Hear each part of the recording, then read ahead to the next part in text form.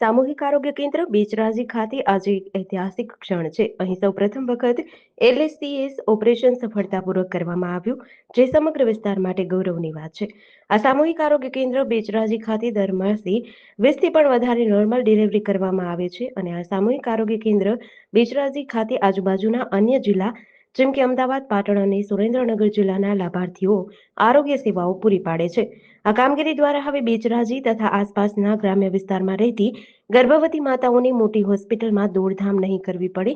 સ્થાનિક સ્તરે જ સુરક્ષિત માતૃત્વ સેવા ઉપલબ્ધ થશે. આ સફળતા પાછળ આરોગ્ય વિભાગની ટીમ, ડોક્ટર, નર્સિંગ સ્ટાફ અને તમામ કર્મચારીઓના અથાગ પરિશ્રમ સામેલ છે.